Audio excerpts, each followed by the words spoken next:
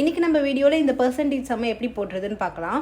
So question வந்து பார்த்திங்கன்னா, ராம் வாங்கிய 36 மாம்பழங்களில் 5 மாம்பழங்கள் அழுகிவிட்டன எனில் அழுகிய மாம்பழங்களினுடைய சதவிகிதத்தை காண்கன்னு சொல்லியிருக்காங்க. ஸோ ஃபஸ்ட்டு ராம் எவ்வளோ மாம்பழம் வாங்கியிருக்கான் அப்படின்னு பார்த்தீங்கன்னா 36 மாம்பழம் வாங்கியிருக்கானா.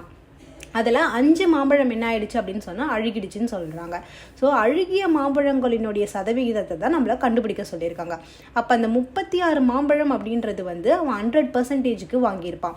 ஸோ அதில் வந்து 5 மாம்பழங்கள் வந்து அழுகிடுச்சான். அந்த மாம்பழத்தோடைய சதவிகிதம் தான் எவ்வளோ நம்மளை கண்டுபிடிக்க சொல்லியிருக்காங்க. ஸோ இப்போது இதை நம்ம எப்படி எழுதலாம் அப்படின்னு பார்த்தீங்கன்னா, எக்ஸை தான் நம்ம கண்டுபிடிக்கணும். ஸோ எக்ஸை மட்டும் இந்த சைடில் வச்சுக்கிட்டோம் அப்படின்னு பார்த்தீங்கன்னா 100 × 5 டிவைடட் பை 36 அப்படின்னு வருமா.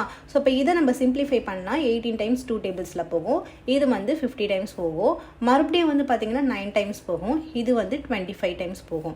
இப்போது 25 × 5 இதை நம்ம மல்டிபிள் பண்ணிக்கலாமா? ஏன்னா இதுக்கு மேலே இதை நம்ம சிம்பிளிஃபை பண்ண முடியாது. ஸோ 25 × 5 எவ்வளோ? 125 டிவைடட் பை இங்கே ஆல்ரெடி 9 இருக்குது. ஸோ 9 வந்து இங்கே போட்டுக்கிட்டேன். இப்போ இதை நான் என்ன பண்ண போகிறேன் அப்படின்னு பார்த்தீங்கன்னா டிவைட் பண்ண போகிறேன். So 125 divided by 9. ஸோ 9 டேபிள்ஸில் வந்து இது 1 டைம் தான் போகுமா. ஸோ 9 பேலன்ஸ் எவ்வளோ இருக்கும் அப்படின்னு பார்த்தீங்கன்னா 3 இருக்கும். ஸோ இந்த 5 வந்து நான் என்ன பண்ணிக்கிறேன், கீழே இறக்கிறேன். ஸோ 5 இங்கே வந்துருச்சா. இப்போ வந்து பார்த்தீங்கன்னா 3 டைம்ஸ் என்ன வரும், 27 வருமா. ஸோ இப்போது எனக்கு பேலன்ஸ் என்ன கிடைக்கும் அப்படின்னு பார்த்தீங்கன்னா 8 கிடைக்குமா. நான் என்ன பண்ணியிருக்கேன், இப்போ 8 வந்து 9 டேபிள்ஸில் போகாது. ஸோ ஒரு பாயிண்ட் வச்சு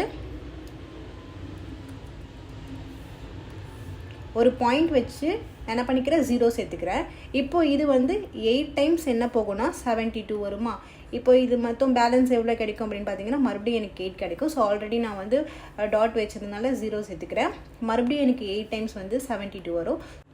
இப்போ மறுபடியும் எனக்கு வந்து 8 டைம்ஸ் என்ன வரும் அப்படின்னு பார்த்தீங்கன்னா 72 வரும். ஸோ இந்த மாதிரி இது வந்து போயிட்டே இருக்கும். ஸோ அப்போ நான் என்ன பண்ணிக்கிறேன் அப்படின்னு பார்த்தீங்கன்னா 13.888 எடுத்துக்கிறேன். ஸோ இப்போ வந்து பார்த்தீங்கன்னா நம்ம ஆன்சரில் ஆப்ஷன் பியில் வந்து 13.88% கொடுத்துருக்காங்க.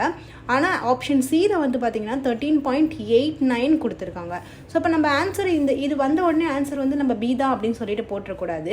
ஏன் அப்படின்னு பார்த்தீங்கன்னா இந்த டாட்டுக்கு அப்புறம் வர நம்பர் வந்து நம்ம எப்பவுமே வந்து 5க்கு மேலே இருந்துச்சுன்னா ஒரு நம்பர் ஆட் பண்ணிக்கோம்ல.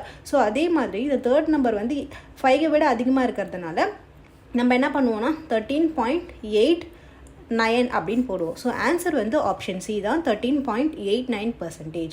ஸோ இந்த மாதிரி போடும்போது நம்ம கேர்ஃபுல்லாக வந்து எல்லா ஆப்ஷன்ஸையும் பார்த்து தான் ஆன்சரை வந்து சூஸ் பண்ணணும்.